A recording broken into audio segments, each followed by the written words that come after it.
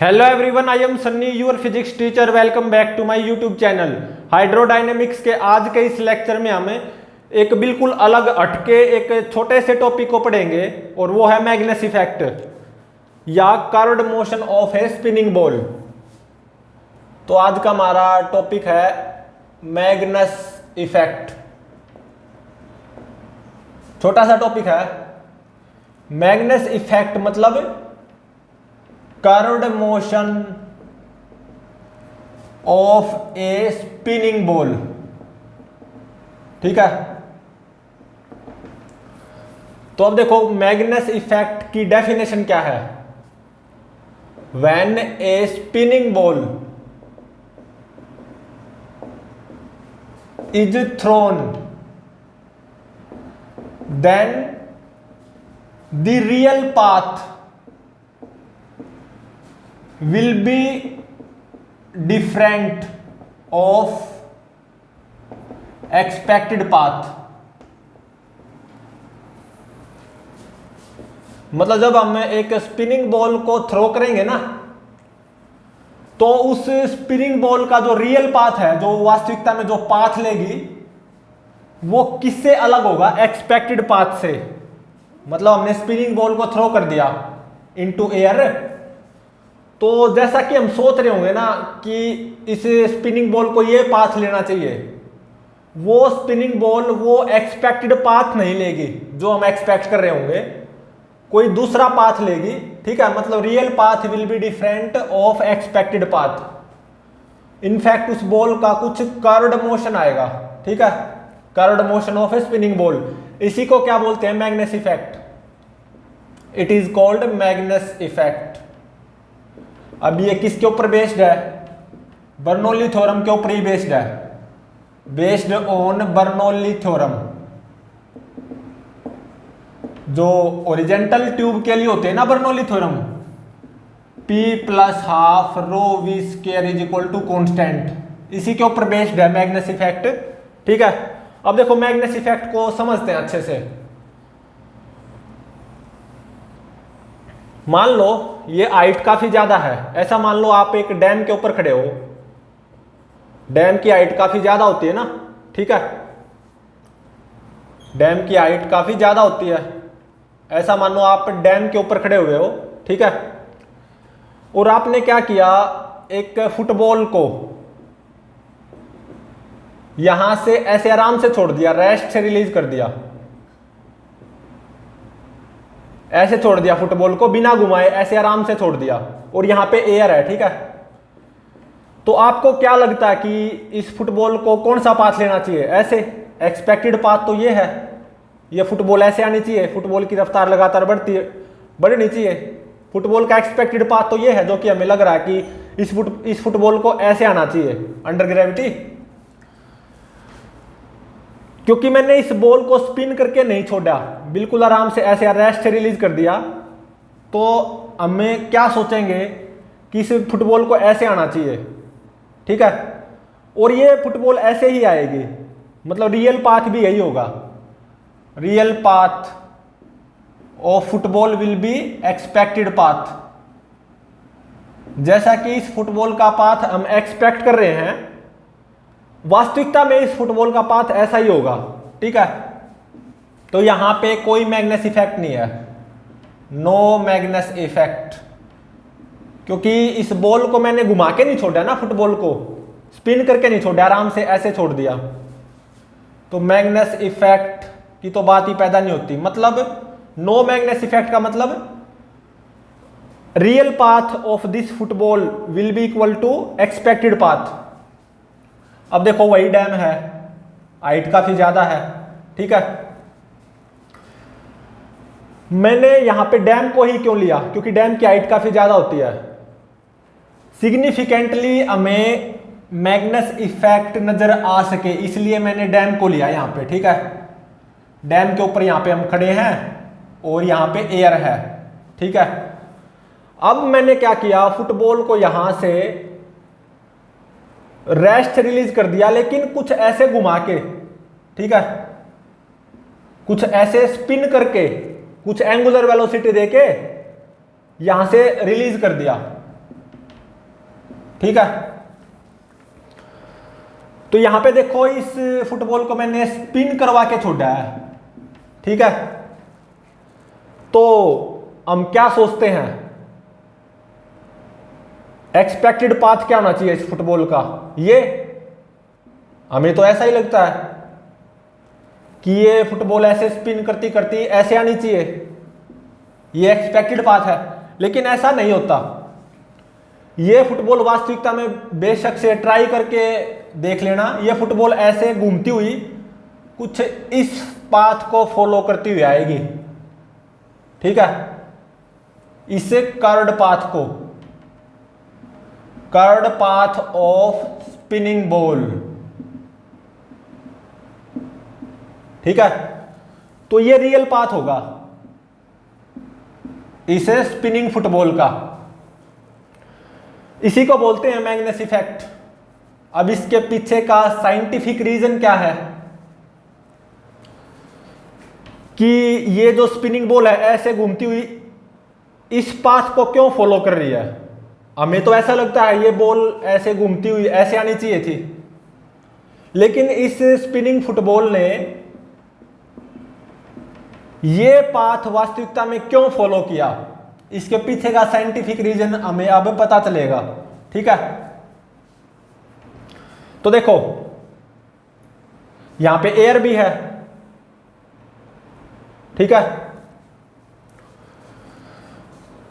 तो देखो जब ये स्पिनिंग बॉल को मैं यहां से ऐसे छोड़ूंगा, बॉल को घुमा के छोड़ूंगा, तब क्या होगा? जो एयर की स्ट्रीम लाइंस है ना वो कुछ ऐसी होंगी, एयर की स्ट्रीम लाइंस कुछ ऐसी आएंगी, ठीक है। ये क्या है? एयर की स्ट्रीम लाइंस। और इस तरफ एयर की स्ट्रीम लाइंस कुछ ऐसी आएंगी, ठीक है। तो देख सकते हो इस तरफ एयर की जो स्ट्रीम लाइंस हैं ये ज्यादा क्राउडेड है। तो इसका मतलब यहां पे एयर की जो स्पीड है वो ज्यादा होनी चाहिए एज कंपेयर टू यहां पे, क्योंकि यहां पे एयर की जो स्ट्रीम लाइंस है कम क्राउडेड है। देख सकते हो, मान लो यहां पे एयर की जो स्पीड होगी इस फुटबॉल के इस तरफ, वो मान लो v1 होगी, और यहां पे एयर की स्पीड होगी v2। ऑब्वियसली v2 v1 से ज्यादा होगी, ठीक है। तो P plus half rho v square तो कांस्टेंट होना चाहिए। तो मान लो इस फुटबॉल के इस तरफ एयर का प्रेशर होगा P2 और फुटबॉल के इस तरफ एयर का प्रेशर होगा P1। तो P plus half rho v square is equal to constant. इसका मतलब P2 P1 से कम होगा, P2 will be less than P1। मतलब देखो इस फुटबॉल के इस तरफ प्रेशर कम, इस तरफ प्रेशर ज्यादा। तो एक तरह से इस फुटबॉल पे ऐसे पुश आएगा ना बाय एयर, ऐसे फोर्स आएगा by air, net force by air, ठीक है। तो इस फुटबॉल पे कुछ ऐसे पुश आएगा या नेट फोर्स आएगा बाय एयर, ठीक है। तो इसीलिए इस स्पिनिंग फुटबॉल का पाथ कुछ ऐसा होगा, ये कर्व्ड पाथ, ठीक है, रियल कर्व्ड पाथ, ठीक है। तो ये था reason behind this curved path of spinning football, ठीक है। एक और एग्जांपल देख लो। मान लो फुटबॉल का मैच चल रहा है, ये गोल पोस्ट है, ठीक है।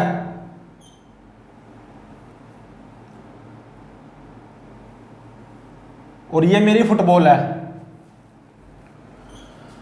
तो देखो जो फुटबॉलर होता है, फुटबॉल का प्लेयर, वो क्या करता है, यहां पे किक करता है फुटबॉल को कुछ ऐसे, यहां पे ऐसे किक करता है फुटबॉल को वो, ठीक है, ऐसे किक मारता है। तो जैसा कि हम सोचें कि इस फुटबॉल का तो जो एक्सपेक्टेड पाथ है वो तो ये होना चाहिए, ये फुटबॉल ऐसे जानी चाहिए, हाँ बिल्कुल घूमती हुई। क्योंकि उस फुटबॉलर ने इस फुटबॉल को यहां पे किक किया है, ठीक है।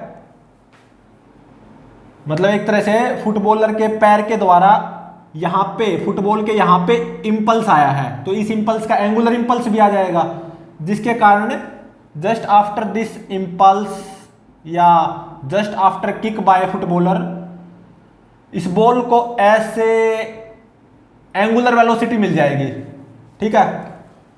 तो लेकिन इंपल्स तो ऐसा है ना, फुटबॉलर की किक ऑन दिस फुटबॉल तो ऐसे है, तो हमें तो क्या लगता है कि भाई इस फुटबॉल को ऐसे जाना चाहिए, बिल्कुल ऐसे घूमते हुए, लेकिन इस पाथ पे जाना चाहिए।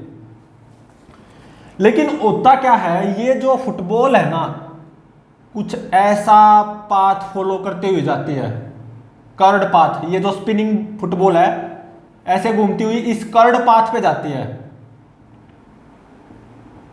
ये क्या होगा, इस फुटबॉल का रियल पाथ,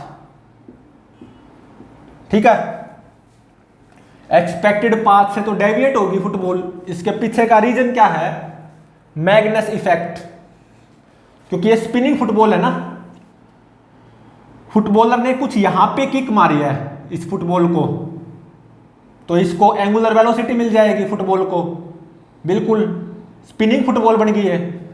लेकिन हमें कोई नॉलेज ना हो फिजिक्स की तो हम ऐसा ही सोचेंगे ना, इस फुटबॉल को ऐसे घूमते हुए इस पाथ पे जाना चाहिए, ये एक्सपेक्टेड पाथ है। लेकिन इन रियलिटी होता क्या है, ये जो फुटबॉल है ऐसे घूमती हुई इस कर्ड पाथ पे जाती है और फाइनली यहां पे गोल हो जाता है, ठीक है। इसके पीछे का साइंटिफिक रीजन क्या है, मैग्नस इफेक्ट। वो देखो कैसे, तो देखो इस फुटबॉल के इस तरफ जो एयर की जो स्ट्रीम लाइंस आएंगी वो कैसी होंगी, मैं यहां पे दिखा रहा हूं। ये मेरी फुटबॉल को ऐसे रोटेशन मिला है, स्पिन, ठीक है, एंगुलर वेलोसिटी मिली है। तो जो एयर की स्ट्रीम लाइंस आएंगी फुटबॉल के इस तरफ, ये कुछ ऐसी होंगी, ठीक है। और एयर की जो स्ट्रीम लाइंस आएंगी फुटबॉल के इस तरफ, ये कुछ ऐसी होंगी।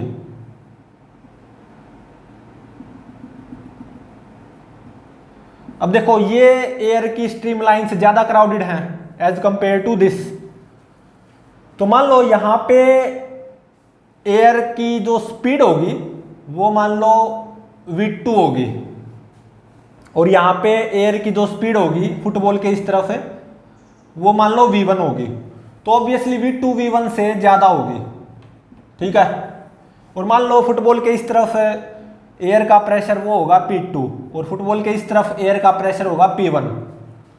तो v2 v1 से ज्यादा है, लेकिन P प्लस हाफ रो v इसके कांस्टेंट होना चाहिए यूजिंग बर्नौली थ्योरम।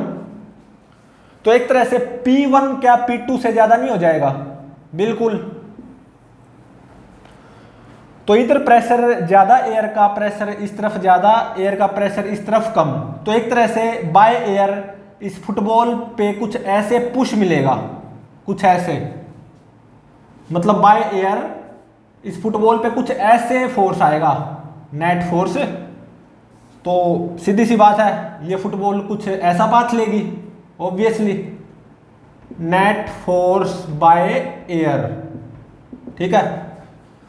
तो ये जो बॉल है ना फुटबॉल, ये स्पिन करती हुई इस कर्ड पाथ को फॉलो करेगी, ठीक है। Real path will be different as that of expected path and here real path will be curved path. This spinning football will follow this curved path, ठीक है। ये यहां पे मैग्नस इफेक्ट है। तो अब देखो जो बुलेट्स होती हैं उनको सिलेंड्रिकल क्यों बनाया जाता है, बुलेट्स आर मेड सिलेंड्रिकल, ऐसा क्यों होता है अभी पता चलेगा। मान लो ये मेरी कोई गन है, ठीक है। ये क्या है, मेरी गन। ठीक है, मैंने इस गन से बुलेट फायर की और मान लो बुलेट स्फेरिकल है। मैंने यहाँ पे बुलेट स्फेरिकल ली है, मतलब एक तरह से बुलेट्स को सिलेंड्रिकल क्यों बनाया जाता है, बुलेट्स को स्फेरिकल क्यों नहीं बनाया जाता, इसके पीछे का रीजन अभी पता चलेगा। मैंने मान लिया मैंने थोड़ी देर के लिए यहाँ पे बुलेट स्फेरिकल है, तो स्फेरिकल बुलेट निकली इस गन से, और मान लो ये बुलेट कुछ ऐसे स्पिन करती हुई निकली, ऐसा हो सकता है बिल्कुल, और मैंने यहाँ पे बुलेट को स्फेरिकल माना है। अभी पता चलेगा कि बुलेट्स को स्फेरिकल क्यों नहीं बनाया जाता, सिलेंड्रिकल ही क्यों बनाया जाता है। तो मैंने यहाँ पे बुलेट को फायर किया फ्रॉम दिस गन, और मान लो बुलेट स्फेरिकल है, और मान लो ये बुलेट घूमती हुई निकली, ऐसे स्पिन करती हुई निकली। ठीक है, तो देखो इस बुलेट के जस्ट ऊपर जो स्ट्रीम लाइंस होंगी किसकी, एयर की, वो कुछ ऐसी होंगी। ठीक है, एयर की stream lines just about this bullet in reality, और एयर की जो स्ट्रीम लाइंस होंगी ना जस्ट बिलो दिस बुलेट, ये मैंने स्फेरिकल बुलेट ले रखी है, वो कुछ ऐसी होंगी। एयर की stream lines just below this bullet. तो देखो नीचे एयर की जो स्ट्रीम लाइंस वो ज्यादा क्राउडेड है एज कंपेयर टू अबव, और मान लो इस बुलेट के जस्ट अबव एयर का प्रेशर है P1, बुलेट के जस्ट बिलो एयर का प्रेशर है P2। ठीक है, और बुलेट के जस्ट अबव एयर की जो स्पीड है वो मान लो V1 है, और बुलेट के जस्ट बिलो एयर की स्पीड है V2। तो ऑब्वियसली V1 V2 से ज्यादा है, सॉरी V2 V1 से ज्यादा है, क्योंकि यहां पे मोर क्राउडेड है, more crowded stream lines of air, नीचे मोर क्राउडेड है। इसी कॉन्सेप्ट का यूज करते हुए ये मैंने यहां पे बुलेट को स्फेरिकल लिया है और बुलेट को फायर किया फ्रॉम दिस गन। ऐसा हो सकता है बिल्कुल कि वो स्फेरिकल बुलेट ऐसे घूमती हुई निकले, स्पिन करती हुई। तो ऐसे में क्या होगा, जो इस बुलेट के जो नीचे है ना स्ट्रीम लाइंस वो ज्यादा क्राउडेड होंगी एज कंपेयर टू अबव। ठीक है, तो बुलेट के जो नीचे स्ट्रीम लाइंस होंगी एयर की, उसकी स्पीड V2 ऑब्वियसली V1 से ज्यादा हो जाएगी। तो V2 V1 से ज्यादा होगी, और लेकिन P प्लस हाफ रो V स्क्वायर कॉन्स्टेंट होना चाहिए। तो एक तरह से P1 P2 से ज्यादा हो जाएगा, मतलब एयर का प्रेशर जस्ट अबव बुलेट वो ज्यादा होगा as compare to air pressure just below bullet. तो इस स्फेरिकल बुलेट पे बाय एयर कुछ ऐसे फोर्स आएगा, फोर्स बाय एयर, क्योंकि ऊपर प्रेशर ज्यादा है नीचे कम है एयर का प्रेशर, तो force by air on this spherical bullet ऐसे आएगा। तो ये जो बुलेट है ना ऐसे घूमती हुई कुछ ऐसा पाथ फॉलो करेगी, ये बुलेट ऐसे घूमती हुई कुछ ऐसा कर्ड पाथ फॉलो करेगी, रियल पाथ या कर्ड पाथ। ठीक है, लेकिन हम ये नहीं चाहते, हम तो क्या चाहते हैं, बुलेट बिल्कुल अप्रोक्सीमेटली बिल्कुल सीधी जाए, नियरली बुलेट बिल्कुल सीधी जाए, स्ट्रेट जाए, ऐसा ही तो चाहते हैं हम। ऐसा थोड़ा ना चाहते हैं ये बुलेट ऐसे कुछ कर्ड पाथ ले, ऐसा हम नहीं चाहते। लेकिन अगर बुलेट स्फेरिकल हुई तो वास्तविकता में स्फेरिकल बुलेट ऐसे स्पिन करती हुई ऐसे कर्ड पाथ लेगी, और जो कि हम नहीं चाहते। ठीक है, तो यहां पे ऐसा किसके कारण हुआ है, मैग्नस इफेक्ट के कारण। तो अब देखो हम बुलेट्स को सिलेंड्रिकल क्यों बनाते हैं, स्फेरिकल क्यों नहीं बनाते। ये तो पता चल गया स्फेरिकल क्यों नहीं बनाते, क्योंकि स्फेरिकल बुलेट बनाई और मान लो मैंने बुलेट को फायर किया फ्रॉम दिस गन, ऐसा बिल्कुल हो सकता है कि वो स्फेरिकल बुलेट ऐसे घूमती हुई निकले। तो ऐसे में क्या होगा, मैग्नेस इफेक्ट आ जाएगा, और ये स्फेरिकल बुलेट ऐसे घूमती हुई ये कर्ड पाथ लेगी, सीधा पाथ नहीं लेगी, कर्ड पाथ लेगी। तो ये तो गलत चीज है। तो अब मेरे को पता चल गया कि बुलेट्स मुझे स्फेरिकल नहीं बनानी, तो सिलेंड्रिकल क्यों बनाई जाती हैं बुलेट्स? सिलेंड्रिकल बुलेट्स आपने देखा होगा, बुलेट्स सिलेंड्रिकल होती हैं। वो सिलेंड्रिकल क्यों बनाई जाती हैं? मान लो मैंने इस गन से बुलेट को फायर किया और मान लो अब मेरी बुलेट सिलेंड्रिकल है, ठीक है। मान लो अगर ये सिलेंड्रिकल बुलेट अगर घूमती हुई भी निकली ना, घूमती हुई ऐसे, तो यहां पे मैग्नस इफेक्ट प्ले में नहीं आएगा, ठीक है। मैंने यहां से इस गन से इस सिलेंड्रिकल बुलेट को फायर किया और मान लो ये सिलेंड्रिकल बुलेट घूमती हुई भी निकली, ठीक है, ऐसे घूमती हुई, तो ऐसे में क्या होगा, यहां पे मैग्नस इफेक्ट एब्सेंट होगा। Magnus effect absent. Magnus effect कब आता है? जब मेरी स्फेरिकल बॉल हो या स्फेरिकल बुलेट हो, ठीक है। ये तो सिलेंड्रिकल बुलेट है, तो यहां पे मैग्नस इफेक्ट प्ले में नहीं आएगा। मतलब इस बुलेट के नीचे एयर का pressure atmospheric pressure P not होगा, बुलेट के ऊपर भी एयर का प्रेशर एटमॉस्फेरिक P नॉट ही होगा, तो ऊपर नीचे प्रेशर सेम है, तो एयर की वजह से तो कोई फोर्स आएगा नहीं इस बुलेट पे, जो कि यहाँ पे आया था, ऐसे आया था। एयर की वजह से इस स्फेरिकल बुलेट पे ऐसे फोर्स आया था, जिसके कारण इस स्फेरिकल बुलेट का ये कर्ड पाथ हो गया था, ऐसे स्पिन करती हुई इस कर्ड पाथ को फॉलो करती हुई गई थी। ये तो गलत चीज है। लेकिन सिलेंड्रिकल बुलेट के केस में ऐसा नहीं होगा। सिलेंड्रिकल बुलेट भले ही घूमती हुई निकले, लेकिन यहाँ पे मैग्नस इफेक्ट एब्सेंट होगा। इस सिलेंड्रिकल बुलेट के नीचे और ऊपर प्रेशर सेम होगा, एटमॉस्फेरिक प्रेशर। और जैसा हम एक्सपेक्ट कर रहे हैं कि इस सिलेंड्रिकल बुलेट का पाथ ऐसा स्ट्रेट होना चाहिए, नियरली स्ट्रेट, ऐसा ही होगा, क्योंकि यहाँ पे कोई मैग्नस इफेक्ट प्ले में नहीं आएगा, तो रियल पाथ ये नियरली स्ट्रेट ही हो जाएगा, ठीक है। तो ये हमारा मैग्नस इफेक्ट। हमें यहाँ पे ये पता चल गया कि बुलेट्स को स्फेरिकल क्यों नहीं बनाया जाता, क्योंकि स्फेरिकल बुलेट्स अगर हम बनाएं, और जैसा कि ऐसा हो सकता है कि जब हम उस स्फेरिकल बुलेट को फायर करें तो वो घूमती हुई निकल सकती है स्फेरिकल बुलेट, उसके कारण क्या होगा, मैग्नस इफेक्ट प्ले में आ जाएगा। और जैसा कि हम एक्सपेक्ट कर रहे हैं कि इस स्फेरिकल बुलेट को ऐसा स्ट्रेट जाना चाहिए, वो ऐसे नहीं जाएगी, वो कुछ ऐसे कर्ड पाथ लेगी, जो कि गलत चीज है। तो इसलिए बुलेट्स को सिलेंड्रिकल बनाया जाता है ताकि कोई मैग्नस इफेक्ट ना आए, ठीक है।